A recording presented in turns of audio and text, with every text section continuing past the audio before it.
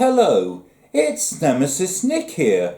I'm a keen fan of the Eurovision Song Contest. It's time to talk Eurovision. The Swedish national final, Melodifestivalen 2021, took place 3 days ago on Saturday the 13th of March 2021. Before the final took place, I watched videos of all 12 finalists on YouTube, and late afternoon on Saturday I produced a video with my views on all 12 songs. That video is still available if you haven't seen it yet.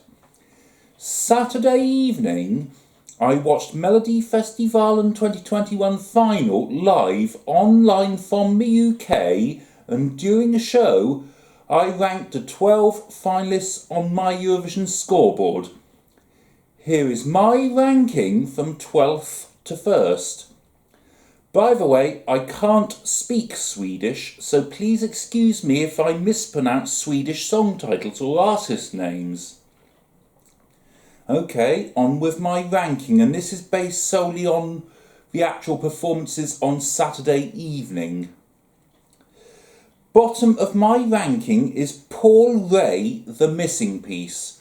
When I previewed the songs beforehand, I was disappointed with this ballad, and that was still the case when I watched the final.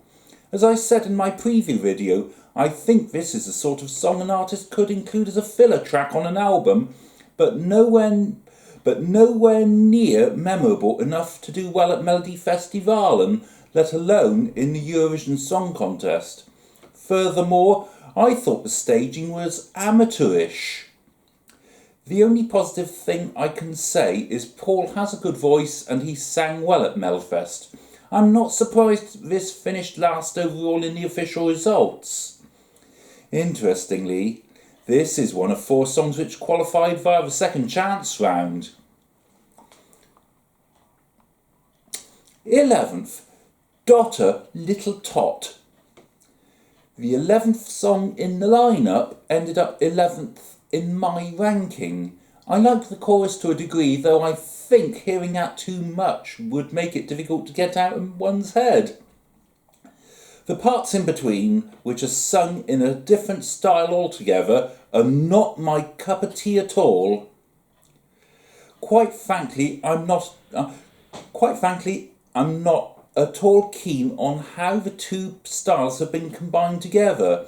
Much to my surprise, this finished 3rd in the jury vote, 5th in the public vote, and 4th overall. I think this entry was overrated. On now to my top 10. This is what I posted in various places online once all 12 songs had been performed on Saturday. 10th in my ranking was the song which performed 10th in the lineup, Erik Saade, Every Minute. I wasn't all that impressed with Every Minute whilst previewing the songs before the final, and I was still unimpressed by it during the final. I thought several other songs in Melfest final were better than Every Minute. I had difficulty choosing which was the best or least worst of this and Dotter.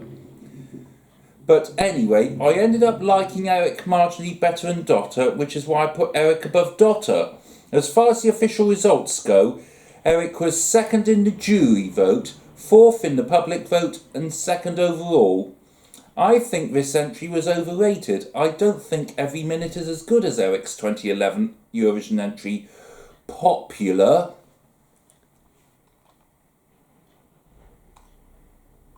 9th, Danny Saucedo, Dandy Dancer. The first song in the lineup was my 9th place, an upbeat song to start the evening, performed in Swedish. The title translates as Dance With Me. It's certainly got a good beat. Being as the chorus is clearly themed around dancing, there is plenty of dancing in the performance, and the song was well staged with the light-up squares on the floor.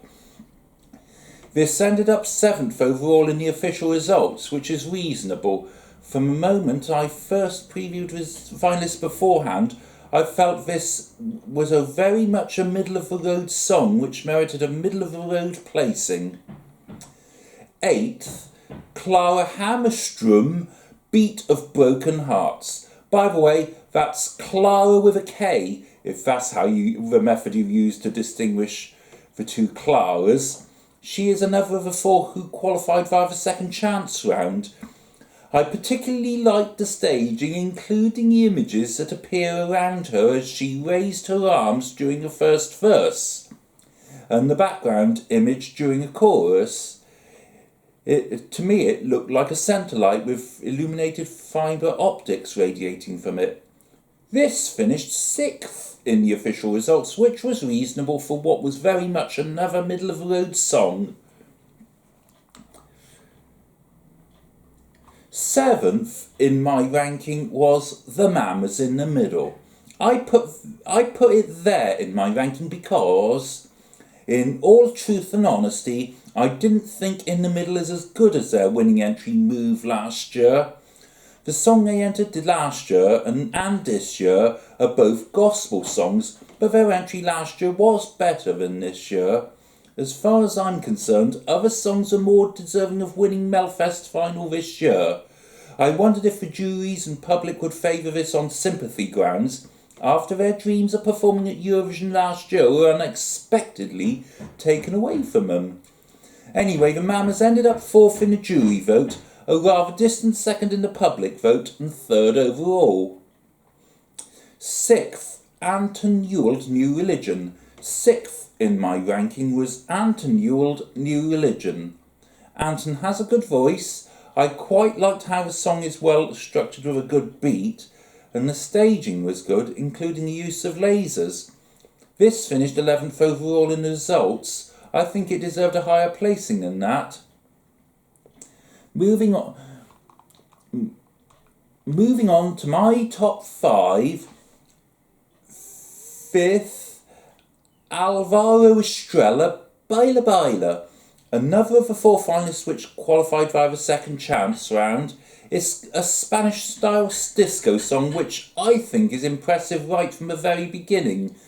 I like the combination of good verses and powerful, memorable choruses. This was well staged at Melfest, including the impressive changing coloured lighting effects and the dancers. Fair enough, perhaps one could argue that this is a song which needed such gimmicks, if that's what you wish to call them, to make it work. But even if I was listening to this song on the radio, a CD or a smart speaker, the song itself is impressive enough for me. Much to my disappointment, this finished bottom of the jury vote, 10th in the public vote and 10th overall. 4th, Clara Klingenstrom, Behöver inte dig dog. This is Clara for a C for those who distinguish the two Claras by the first letter of their names. This Swedish language song, whose title means Don't Need You Today in English, is somewhat different to the 3 powerful and lively songs which were performed before it. Behöver inte dig dog is a well-structured song in terms of the verses. Clara has a good voice and she sang well on the night. In addition, the lighting was just right for this style of song. I had difficulty deciding whether to put this above or below Baila Baila, but I ended up ranking this one place above Baila Baila. Behöver inte dig dog finished 3rd in public vote, which was better than I expected, and 5th overall, making it the highest placed song which qualified via the second chance round. Now for my top 3. 3rd, Arvinjara, Tanka inte alls går hem. The title means not thinking of going home in English. I particularly liked this entry, which was performed last. The opening notes lead into an impressive first verse with a good beat. The chorus has even greater impact and is very memorable. At Melfest, this was well staged, including the use of multicoloured lighting effects and, for some mysterious reasons, lampposts. On the whole, I felt this combination of song and staging were an excellent package from start to finish at Melfest and could have been replicated at Eurovision. This ended up 9th in the jury vote, 9th in the public vote, and 9th overall. I think it deserved better than that, but considering this is what I'd call a 1980s style song, perhaps it was considered too dated for 2021. Second, To Say, Voices, another song which is impressive right from the very beginning. The chorus is really powerful and memorable. Altogether, this has everything. To Say has a good voice. It's a well-structured song which is powerful and memorable enough to keep people listening from start to finish, and was accompanied by good staging, including lighting effects at Melfest. It's hardly surprising this was the favourite to win, and it ended up winning a jury vote, the public vote and overall. In fact, it was a runaway winner in the public vote and overall. A well-deserved winner, I think. Top of my ranking was Charlotte Perrelli, Still Young. I liked the song from start to finish, and it was very well staged at Melfest. Altogether an excellent package which I expected to do well. My only concern from the moment I started previewing the finalists beforehand was that it could be considered too dated for 2021. After all, it's a similar style to what ABBA performed in their heyday. As it happens, Charlotte finished 8th in the jury vote, 8th in the public vote, and 8th overall. So To Say won with a combined total of 175 points. Although I put Charlotte Perrelli top of my ranking and To Say second, I'm happy with To Say winning. I think Voices is more modern and Still Young. This means To Say will represent Sweden with Voices at the Eurovision Song Contest in May. Sweden performs in the first half of the first semi-final on the 18th of May 2021. The United Kingdom doesn't vote in that semi-final, so I will be unable to vote for Sweden that night. Good luck to Sweden in Eurovision anyway. Whether or not To Say qualifies for the grand final, only time will tell. Well done to all the other 11 finalists who performed Saturday evening. They all did well to get this far. Commiserations to the Mamas who finished third with their song In the Middle. After they won Melodifestivalen last year, only for the Eurovision Song Contest 2020 to be cancelled. One might have wished they would have won again this year in order to represent Sweden this year, but sadly that wasn't to be. I, for one, didn't think their song this year was as good as their entry last year, and certainly not good enough to win Melodifestivalen 2021. It should be remembered, when the Eurovision Song Contest was cancelled last year, the artists didn't have an automatic right to represent their country at Eurovision this year. If SVT had wanted the Mamas to represent Sweden this year, having won Melodifestivalen last year, they would have invited them to perform with a new song for Sweden at Eurovision 2021 and presumably cancelled Melodifestivalen 2021. The Mamas didn't even have an automatic place in Melodifestivalen 2021 final. They had to go through one of the semi-finals to win a place in the final. I, for one, felt To Say had a better entry than the Mamas this year. The Mamas can always try again next year. One other bit of trivia worth a mention. Dotter finished 1 point behind the Mamas in the combined jury and televote scores this year, just like last year.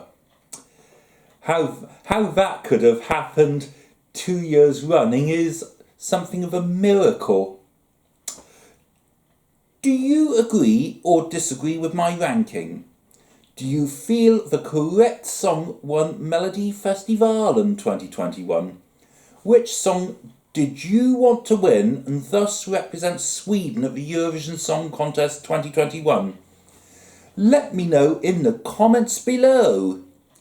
In the meantime, be inspired. Goodbye, d'abord, au revoir, Auf Wiedersehen, adios, arrivederci, do widzenia, adieu.